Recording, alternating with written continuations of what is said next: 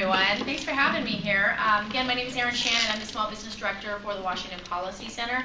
For those of you who aren't familiar with Washington Policy Center, we are a nonprofit, nonpartisan, independent research organization. So in essence, we are a think tank. We are nonpartisan, and we work with lawmakers on both sides of the political aisle in analyzing and recommending policies. But when we are looking at those policies, we are viewing them through a free market lens. At Washington Policy Center, we believe free market solutions are the key to making Washington State a better place to live and do business. We have 6 research centers that focus on different core policy areas: mind small business, we have education, transportation, healthcare, environment, and government reform, which encompasses open government, budget, taxes, and so on. And we have offices all around Washington State. I work in the Olympia office. We have offices also in Seattle, the Tri-Cities, and Spokane. So my job running the Small Business Center is to research, analyze, and recommend policies that will improve our state's small business climate. Now, typically, in previous years, I have a lot of things to talk about. We have workers' comp issues, we have the B&O tax issues, but really the only thing I ever talk about anymore is minimum wage. It's all minimum wage all the time. So, and I'm sure you can appreciate that given the current situation in the city of Tacoma. So, as I'm talking about minimum wage, my goal really is to kind of accomplish 2 things. And one is to have what I like to call an honest conversation about the minimum wage. And that means about explaining who really earns the minimum wage and who the minimum wage is designed for. And with that, actually, I've got so many slides. I could sit here and introduce all of this, but I'm going to get going because I have like 60 slides to show you guys. We'll make it through about 15 of them. So you'll see where I'm going as we talk, though. Well, you told me not to go backwards, didn't you? That's the first thing I did. Okay, so first, few quick things. Minimum wage in Washington, it's already the highest of any state in the nation at $9.47 an hour. It increases every year according to inflation. That is per voter directive of Initiative 688 in 1998. It's tied to the CPI for Seattle, which is the most expensive region in Washington. We're one of 13 states in the nation that index the minimum wage to inflation. We're one of 7 states that do not allow a tip credit towards the minimum wage. And we also are one of the few states that allow what's called a sub-minimum wage, and that is a training wage that's allowed for 14 to 15-year-olds, and that is 85% of the minimum wage. And the reason the state allows that is because of the recognition that 14 to 15-year-olds have very few chances for employment. Most employers if they have an opportunity to hire a 17-year-old or a 15-year-old, they're going to hire the 17-year-old or the 21-year-old. So what the state has done is said, we want to give these young people that want to start working a better opportunity, so we'll incentivize employers by allowing them to pay 85% of the minimum wage while they're 14 or 15 years old. History of minimum wage. It was established by Congress as part of the Fair Labor Standards Act in 1938. And here's an important thing about the minimum wage. It was never designed to be a living wage or a sole source of household income. The intent was to ensure that workers with few, little, or no skills who otherwise could not command a fair or reasonable wage had sort of a minimum wage that employers would have to pay them. And really, the same holds true today. Today, it's really these workers, young workers with few to little skills, who are the overwhelming majority of minimum wage earners. But now we're talking a lot about, it's no longer just a minimum wage. We hear this catchphrase, a living wage. Well, what is a living wage? Of course, the tricky part about that is there's no definition of what a living wage is. It's completely subjective. Your idea of what might constitute a living wage to live in, a reasonable level of comfort could be very different from mine or someone else's. The movement started here in Washington State back in 2002. The city of Bellingham was the first to pass a living wage mandate, but it was very, very narrowly applied to just certain businesses, certain employers that contracted with the city. And even within those employers that contract with the city, it's very narrowly applied. And the reason the city did that, they started off trying to apply it very widely, and they kept narrowing it down amidst concerns that it was going to end up costing the city more. Of course, we all know a couple of years ago, City of SeaTac passed Prop 1, That mandated a $15 an hour living wage for employees in the hospitality and transportation industries. It increases every year according to inflation. It would have originally, as passed, impacted about 6,000 workers in the city of SeaTac. A court ruling ruled that that wage could not be forced upon the port, though, that runs the airport. So all of those airport workers, a considerable number of them, do not fall under that $15 wage mandate. So now in SeaTac we have about 1,000 workers earning that wage. And then of course City of Seattle, $15 minimum wage for all workers, phased in over 3 to 7 years. And here in the city of Tacoma, Spokane, and also they're discussing it in Olympia, considering a mandated $15 an hour minimum wage. So again, just to really kind of highlight the subjective nature of this living wage conversation. What's fair or living? Again, completely subjective for President Obama. It was $10.10 an hour. At one point, Governor Inslee said it's between $10.82 and $11.82 an hour. Lawmakers in the legislature have said over the past couple of years that it should be $12 an hour. Now we have folks on the national level saying, lawmakers in Congress saying it should be $12 an hour.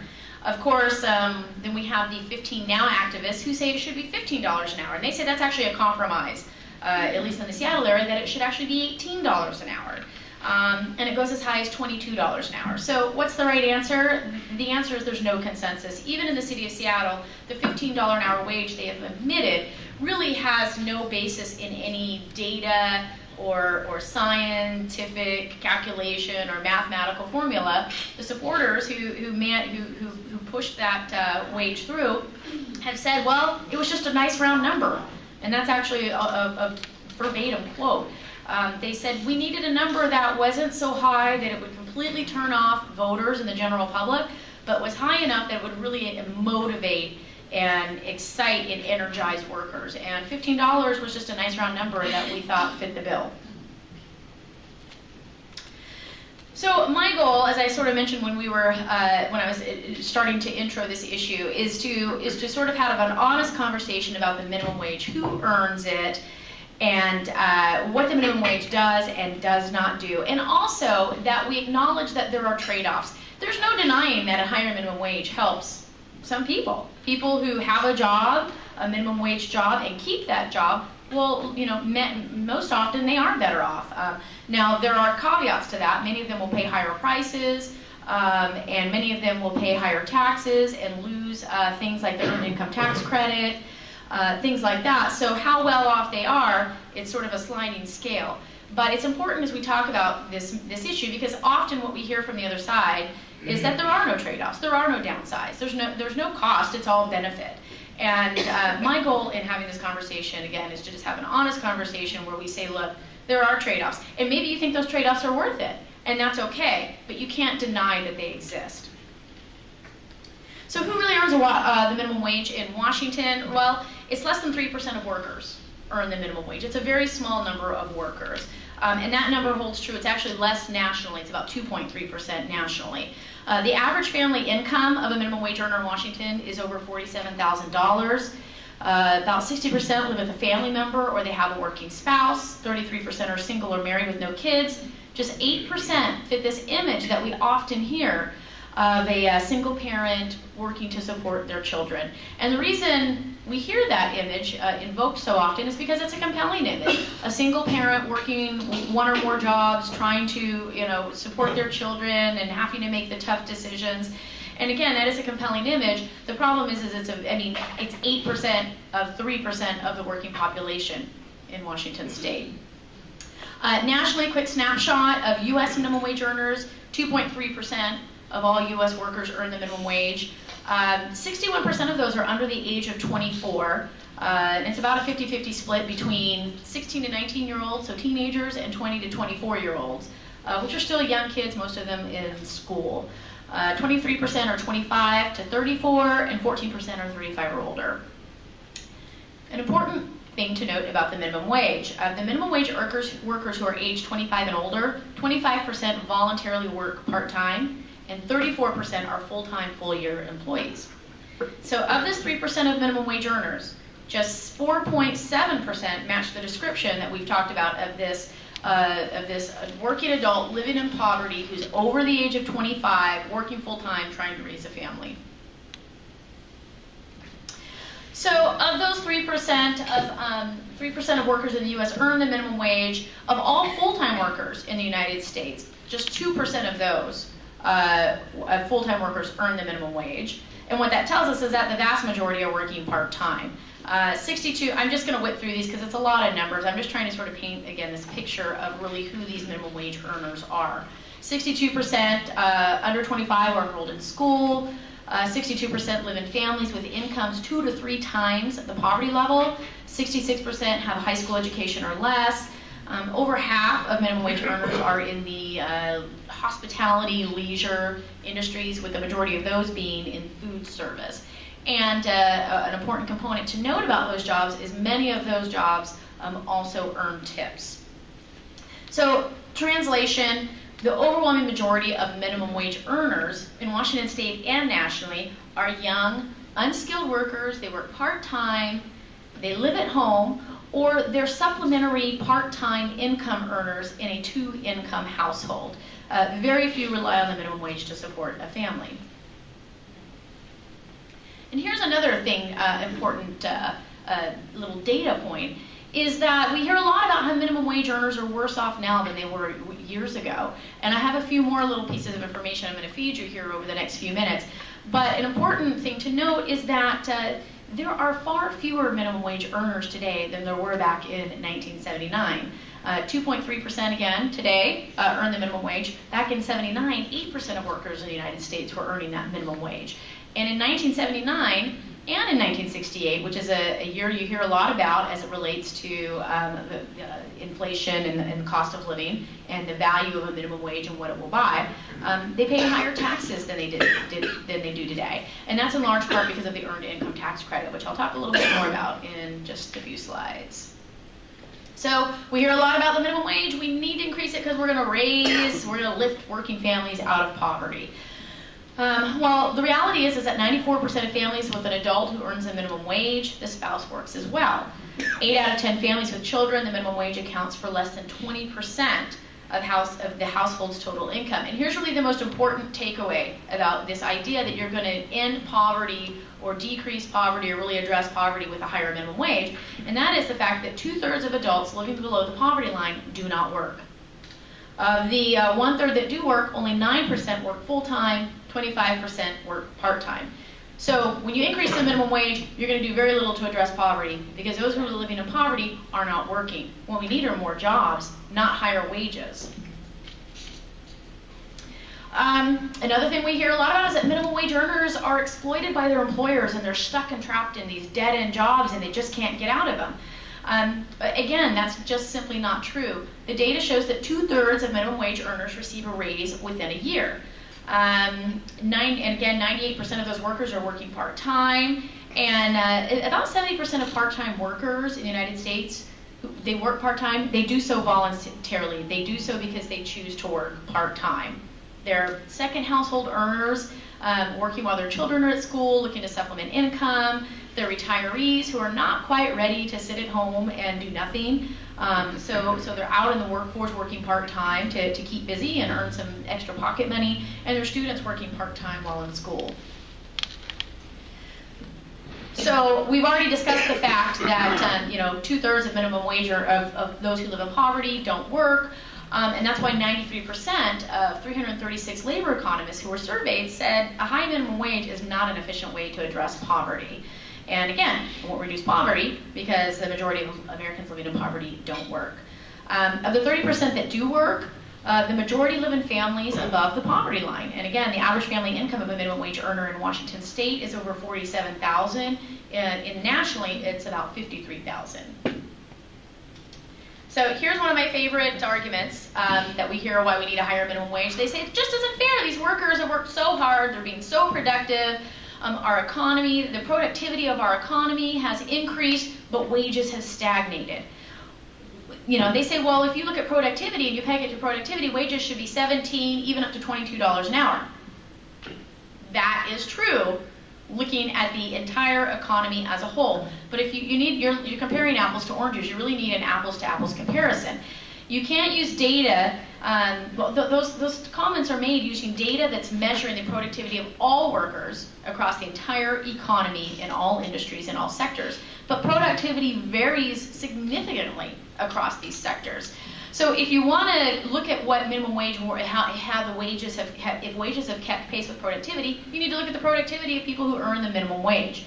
And so productivity and prices in the service sector, which house most minimum wage jobs, the vast majority of them, it's been low compared to the overall economy. And here's a couple of examples. Productivity in the fast food industry over the past 25 years was 1/6 of the entire larger economy. In food service, the minimum wage has risen 6 times faster than gains in worker productivity. So essentially, these workers are actually getting paid more for doing less. Their productivity is stagnating, but their wages are continuing to increase. And when you look at the actual productivity of minimum wage earners and their wages, you find that the minimum wage actually has very closely tracked the productivity growth and prices of jobs that are usually filled by these minimum wage workers. Are minimum wage workers worse off today? We hear that question a lot, and we hear a lot of advocates of a higher minimum wage say it hasn't kept pace with the cost of living.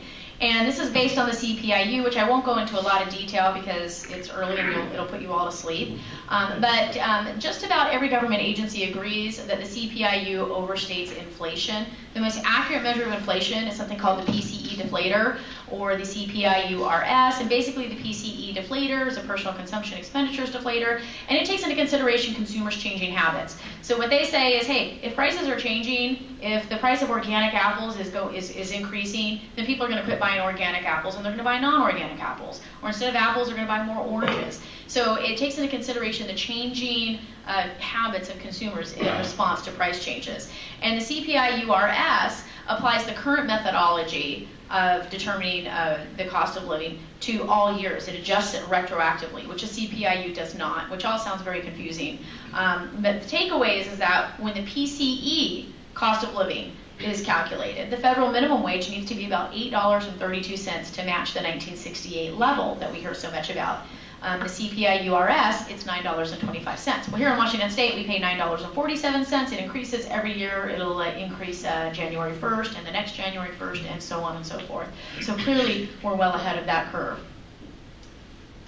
And really quickly, before I run out of time, I want to address this idea that that the minimum wage has lost purchasing power. We hear it all the time. Oh my gosh, in 1968, the minimum wage bought you so much more than it does today. Well, you're really cherry picking when you use that just that year. The federal minimum wage was 25 cents when it was first set in 1938.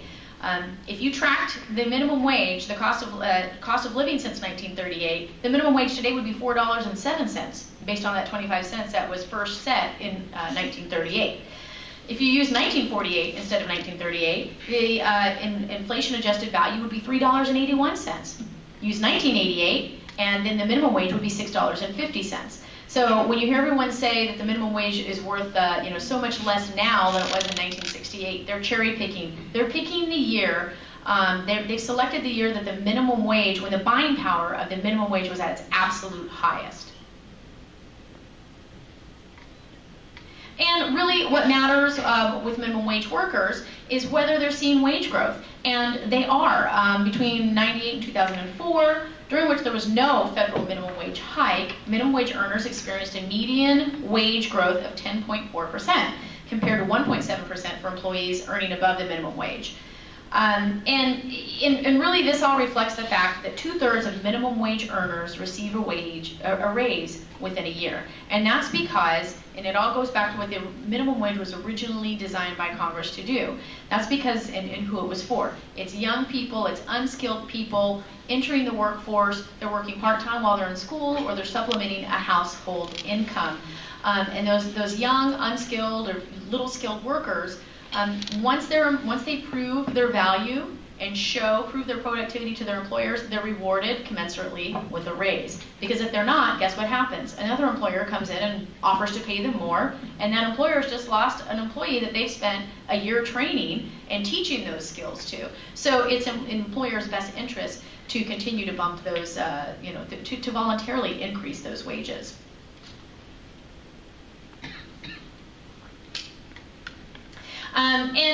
Will raising the minimum wage stimulate the economy? No. Maybe in some areas, for some people, in some industries, some employers, they might receive a little bit more business. But all the data shows that every 10% increase in the minimum wage equals 1/6 fewer jobs created. And the reality is that so few workers actually earn the minimum wage. I mean, it's 2.3% of all workers in the United States. That the amount of any stimulus that might be gained from a worker who has a little bit more money in their pocket to spend, it's very negligible to the overall economy. And the other important part to keep in mind is that this is not new or free money. We hear this a lot. It's going, oh, this is going to be new money that's injected into the economy. Everyone's going to benefit. There's no cost. It's all benefit. Well, the reality is and common sense will tell you, this is not new money. It's not free money. It's a transfer of money from business owners who would otherwise be spending that money to hire more workers, grow their business, buy supplies, provide more benefits to their workers, pay their workers more, what have you.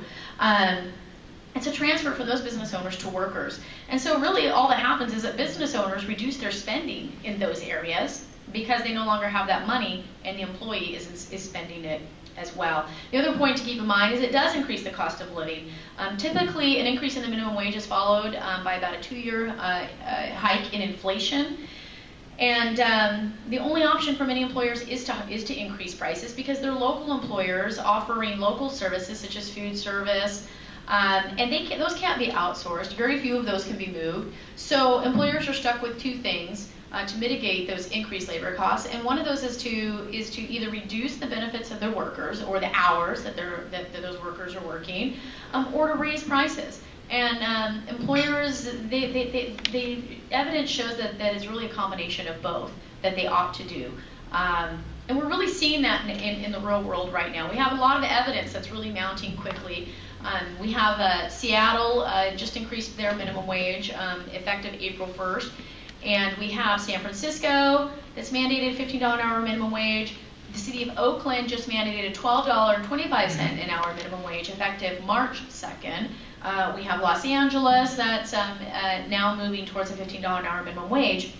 And we are starting to see a very consistent trickle, if you will, of evidence from these employers that they're not just magically absorbing these increased costs of doing business. They're doing things to mitigate those increased costs. And we're hearing these stories where workers are having their hours reduced, or they're having their benefits eliminated. In the city of Seattle, one restaurant used to offer up to 4 weeks of paid leave, paid vacation for all of for workers. It was anywhere from 1 week up to 4 weeks, depending on how long you'd been there. Well, since the new minimum wage went into effect, that restaurant said, you know what, everybody gets 1 week of paid leave, and that's it. We have restaurants now also opting to eliminate voluntary tipping in lieu of a flat mandated service charge. And they're taking that money then and distributing it evenly amongst all workers in the restaurant. So you now have wait staff who are earning significantly less because they were earning, anywhere they say, some restaurants say, my workers were earning $30 an hour just in tips. And now they're not receiving those tips. We are charging everyone every consumer a $20% flat fee service charge, and we're divvying up that money accordingly how we see fit. And another quick point to make is that when you increase the minimum wage, a lot of workers end up being worse off. And again, many of these stories I'm just kind of talking about, I have really a list of them, of these employers who are taking these measures of reducing hours, reducing benefits, increasing prices. But these workers end up being worse off in many ways because one, they're paying those higher prices, and two, because they are the ones actually shouldering the cost of this higher wage in the form of fewer hours or fewer benefits. But another way that they're worse off is a reduction in the earned income tax credit. Now, the EITC raises the effective minimum wage rate for a mom with 2 kids from $7.25 an hour to $10.44 an hour. And your EITC goes up as wages, or EITC goes down as wages go up. So the higher your wage, the less you're going to receive as a worker in EITC credits. And so your wages may increase, but ultimately you may end up earning just the same or even less because your EITC is reduced. And the research shows that those who benefit from this high minimum wage, a $12 or $15 an hour minimum wage, they face a marginal tax rate of up to 90% on these new wages. And here's another very telling little data point. In states that raise the minimum wage, mothers who remain on public assistance an average of 44% longer than in states where the wage remains unchanged.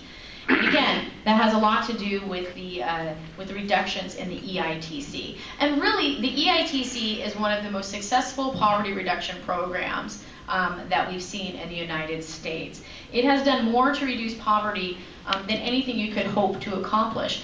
This increase in the federal minimum wage from $7.25 to $10.10, the Congressional Budget Office said it's going to lift 900,000 workers out of poverty.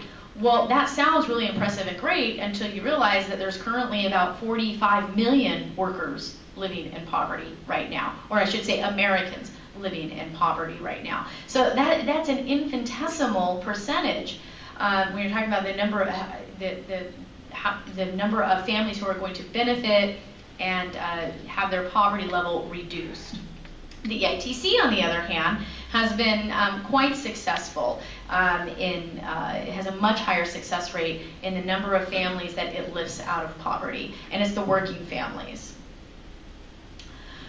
So the unintended victims of the minimum wage, really, it's the people that the minimum wage is designed to help. These people who have little or no skills, they're young, no experience. These are the people who need these entry-level jobs that help them learn these skills, that provide a real platform or springboard for them to move on and increase their earning trajectory throughout their career. And really, it's these workers who suffer the most, because if you're an employer and you are forced to pay workers every worker $12 an hour or $15 an hour, well, common sense dictates that you are going to hire people. If you're going to have to pay that wage, you're going to hire people with the most skills and the best skills that you can. The higher the wage, the less incentive you have as an employer to take a risk, to roll the dice on a worker who really has proven nothing. They have no proven productivity or work value. And there's just a ton of data that shows the impacts on young workers when you increase the minimum wage. But one thing I want to cover before I run out of time here is the impact is more than just the loss of a summer job, or you don't have money to buy a new car, or to buy some new clothes, or run around in the summertime for these young workers. What this does, the inability to find a job, the lack of job opportunities, creates what's called a wage scar. And a multitude of studies have shown this. And the longer you are unemployed as a young worker, in your teens, and the longer as a teen, the later you start working, the bigger this wage scar is. And it lasts throughout your life. Studies have shown 20, 30 years down the road, the folks who started working the latest earned less than their counterparts that started working earlier. They have lower economic mobility than those counterparts. They work fewer hours. They have lower job satisfaction. And so it really has a long-lasting impact throughout a worker's earning trajectory. So while it might seem like the kind thing to do to force an employer to pay a 17 or 18-year-old worker a $15 an hour minimum wage, the reality is that in the long run, you're making it more difficult for those young workers to find those jobs, and you are harming those workers the longer that they are unemployed. And with that, I have about 50 more slides I could go through, but I think I'm about out of time, so I'll open it up we have time for questions? Yeah. Yes.